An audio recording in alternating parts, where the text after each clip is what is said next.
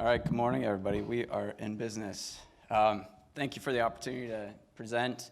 Thank you, Tammy, for helping bring Alaska further into the eyes of the Western Regional Panel and all of the other partners. Before I get going, I wanted to say how nice it is to be back in Missoula. I spent 6 years of my life here as an undergrad and then working at the university. So shout out to the Grizz Nation. Anybody else a Grizz alumni in the room? All right, represent. So it does my heart good to be here, and it does my heart good to have you guys coming to Alaska to get to share the resources that we have and, our story about what we have and how we're trying to protect those resources.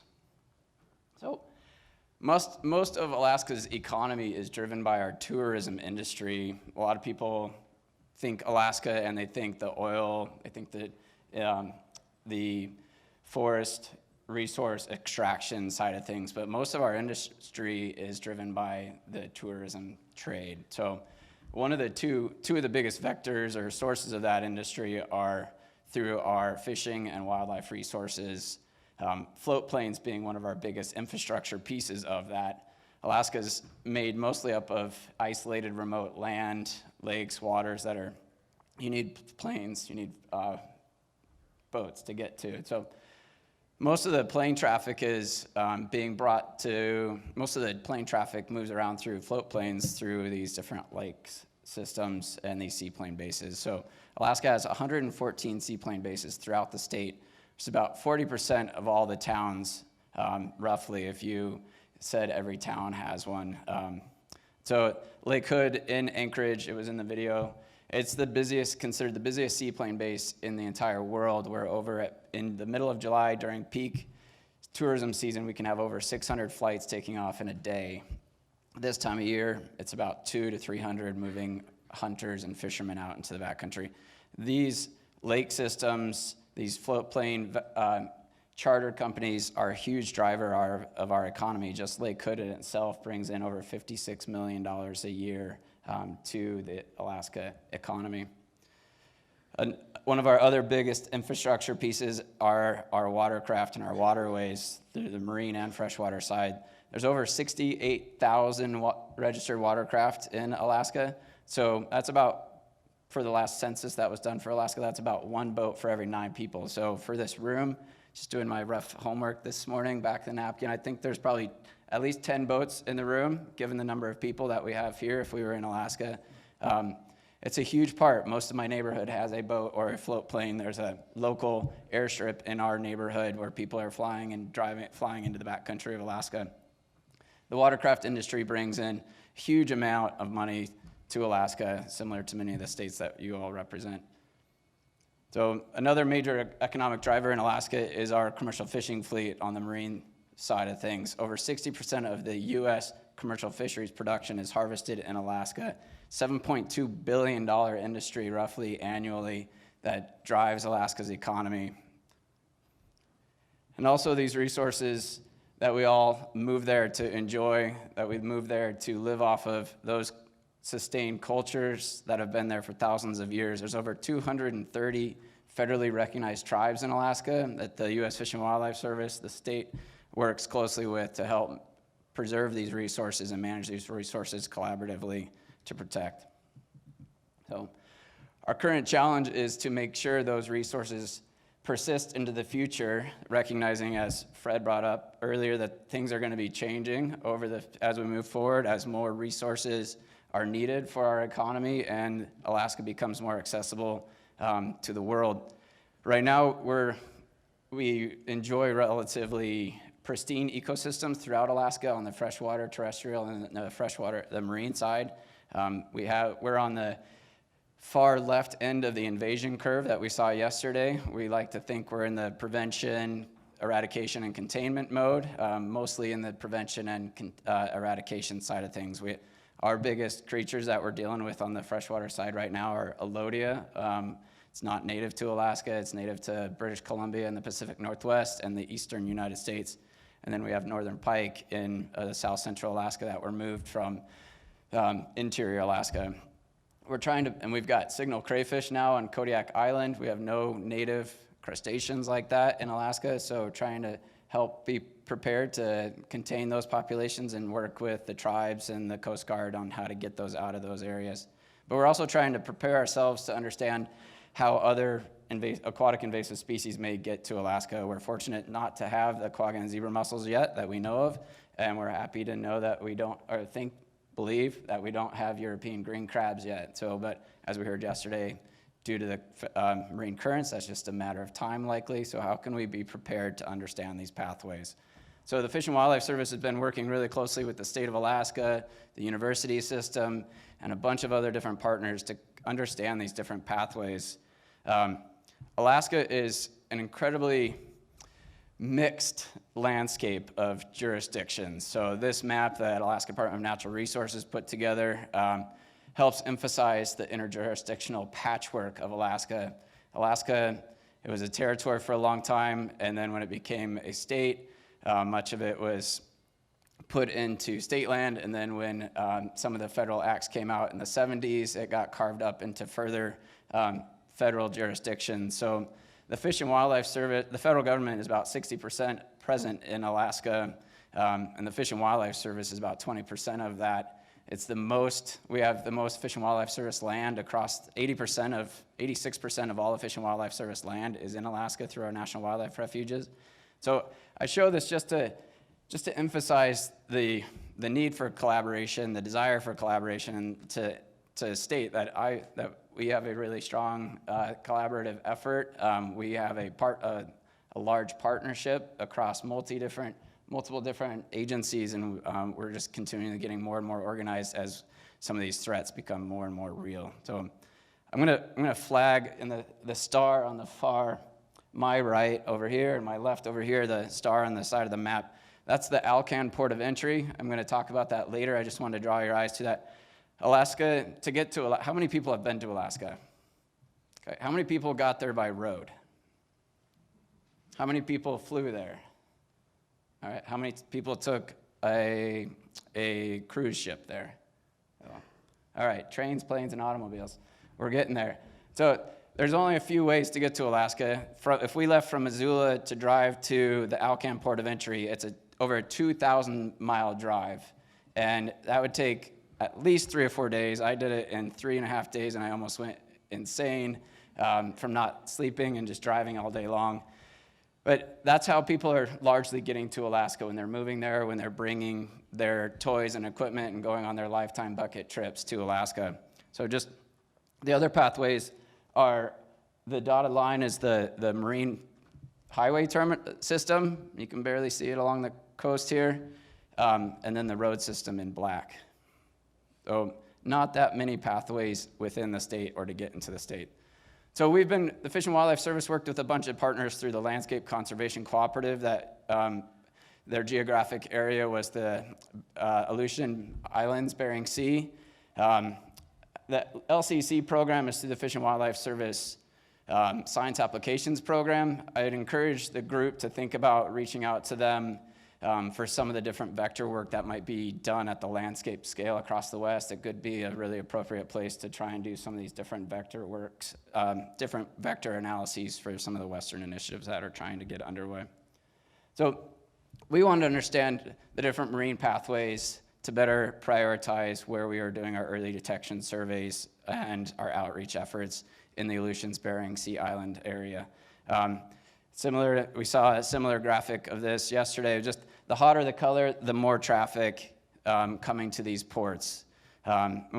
What this graphic illustrates is how connected Alaska is, Alaska's ports, and this is just for the Bering Sea Aleutian Islands area, but it really emphasizes how connected these ports are to Southeast Asia, Russia, South America. The graphic on the A is it's all marine vessels coming to Alaska ports. On the figure B is commercial fishing vessels and where they're coming to. The larger the color, the more traffic there is coming to those ports from the origin. So on the bottom is the port of origin, the top is the port of destination, and the magnitude of that. So this has helped us really identify where we need to prioritize our outreach efforts and those citizen scientist programs at these ports. Similarly, looking at the amount of ballast water that are coming through these different pathways into Alaska ports has really helped have an additional piece of information to prioritize where we're investing those early detection efforts. So again, on the bottom, it's the port of origin. On the top is the destination.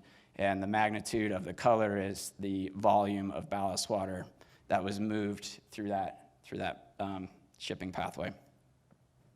So the planes part of it, Tammy and myself and a bunch of our colleagues throughout the state over the last 6 years worked together through the leadership of Toby Schur, who you'll probably get an opportunity to meet next year, to understand how much floatplane traffic there is in Alaska and where they're going, where the major seaplane bases are. And I hope I can share this with anybody further on. Dr. Schur, this was part of his PhD dissertation. Again, this really helped us understand the magnitude of floatplane traffic throughout Alaska and where those major hubs were. This has been extremely instrumental in our early detection surveys for Alodia and some of the Northern Pike work. And it sets us up really, really well. We had this conversation the other day, how we can think forward and be prepared for other species. In the federal meeting on Tuesday, we were talking about how we can use the infrastructure that's being built around quagga and zebra mussels to be prepared for something else. Things like this are going to be extremely useful for us if and when we get the next major invasive species like a Dreissenid mussel. So, there's a group of folks within the Western Regional Panel that are trying to think how we could replicate this at the Western scale. I got Toby Schur, Dr. Schur I've talked to him initially about this, and he would be really interested in working with the panel on trying to replicate this at a Western regional area. So planes, trains, automobiles, and watercraft. So the other major vector source is trying to understand the movement of boats within the state's waterways, not on the highway system, but once they're leaving a boat launch, where are they going? And this is something that Dr. Schur and Tammy and I just did some pilot work last year on trying to understand where people are going from these major boat launches, again, to help us prioritize our early detection efforts and our outreach. So we can't afford to put outreach everywhere at every boat launch, so where do we get the biggest bang for our buck? And again, the hotter the color, the bigger the circle icon, the more launches, the more traffic that's going on. And it's what we assumed. This is only half a year's of data from last year. We just entered a 5-year cooperative agreement with the university system to build onto this, get a much more rigorous database to really inform our knowledge on where these boats are going. So this is just a kind of a zoomed in version on that from Dr. Schur. Anchorage, you'll hear a lot next year. This is the Matanuska Susitna Valley. The Susitna River Basin goes up to Denali. The Matanuska goes up to Matanuska Glacier. This area is one of the fastest growing areas of Alaska, and all sorts of challenges are happening there with fish passage issues, community development issues, and spread of invasive species, terrestrial and aquatic. The zoomed in version here helps us really realize what lakes are really being used, what lakes we need to focus on for early detection efforts. So we're going to keep digging into this over the next 5 or 6 years, hopefully get an even better vision into what's going on and where we need to prioritize our early detection efforts.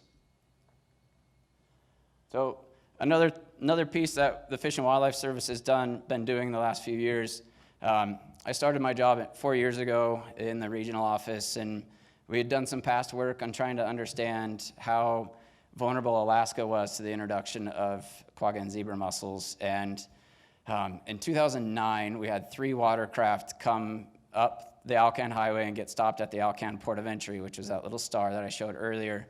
You only can get there by driving 2,000 plus miles from the lower 48 or the provinces.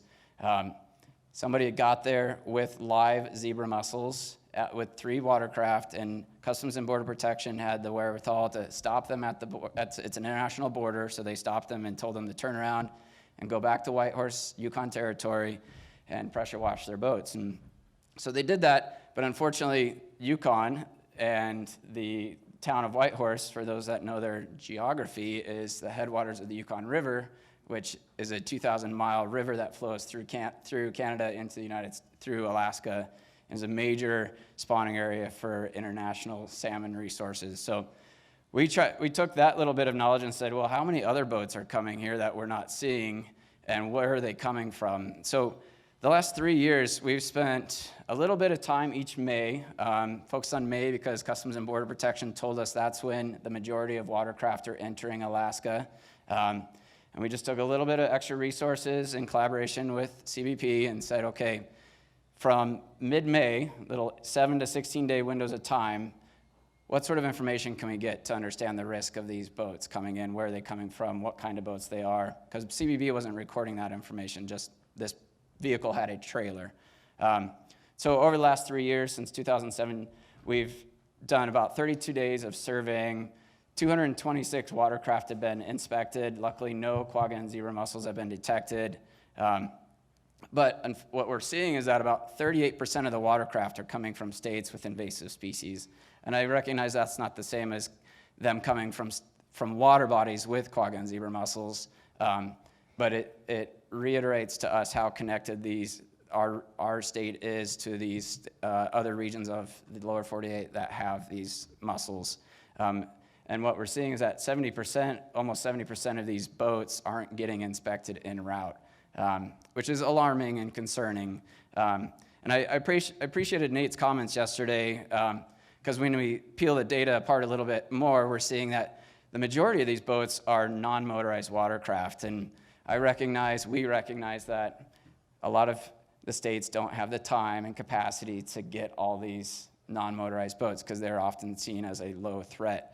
To us, when 70% of all the boats coming to the state are these non-motorized boats, and they're stopping in a lot of different waterways from the lower 48 through the provinces to Alaska for recreational purposes, it's concerning. So I appreciate the dialogue that I think is growing on how we can better ensure kind of double coverage, that redundancy piece. I think that's the only way that we can make sure that we're minimizing the chance of a quagga zebra mussel being moved into Alaska on these different watercraft types.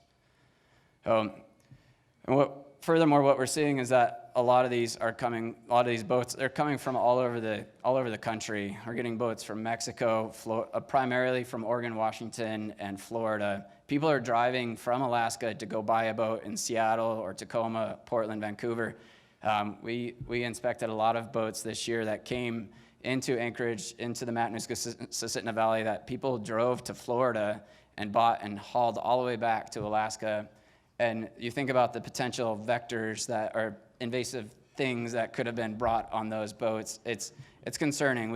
I went and did some inspections, and all sorts of bryophytes on this dried out ski boat. And luckily it had been extremely hot this summer, so the chances of some of these plants and animals making it across, that's a 5,000-mile drive to get from Florida to Alaska, but it's happening. So thank you to all of you that are helping shield us.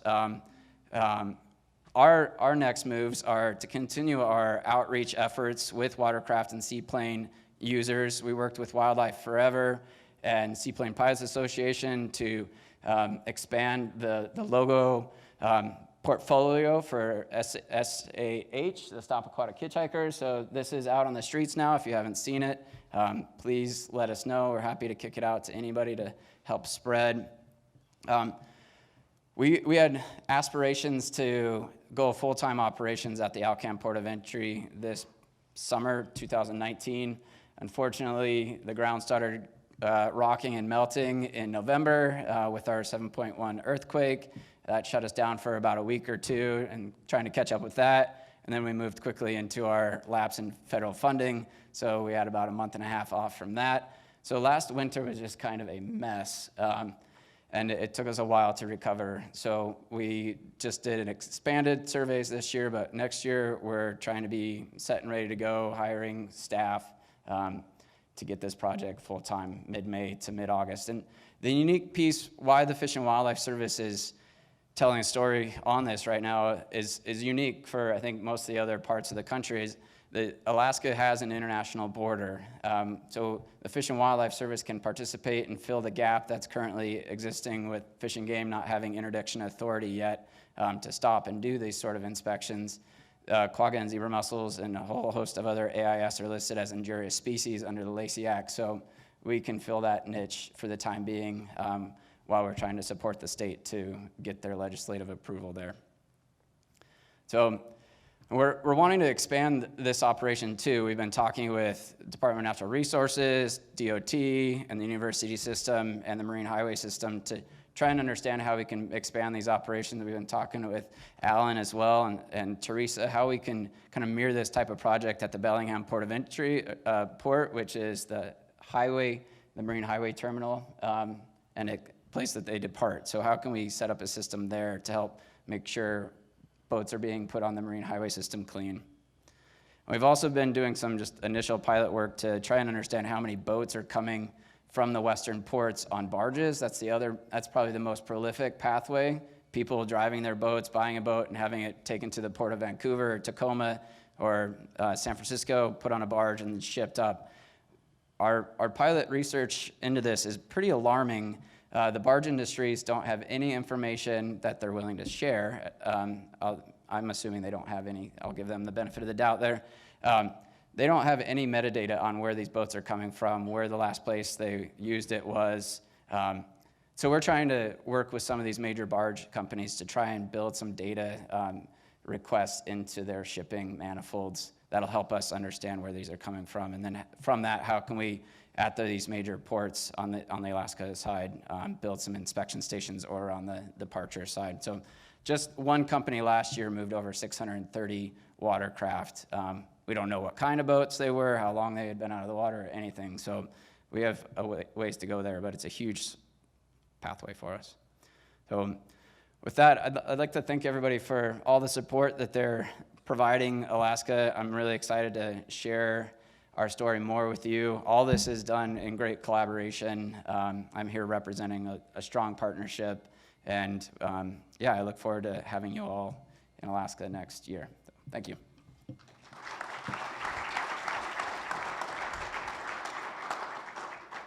Anybody have any questions for Aaron?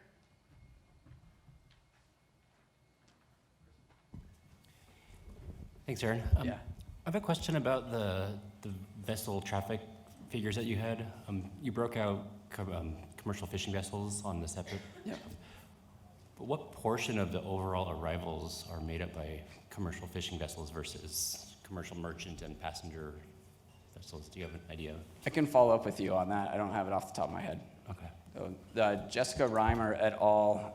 Has several papers that were published from that. Reimer, R-E-I-M-E-R, and they've got all sorts of more specific data on that I can share with you. Yeah, thank you, everybody.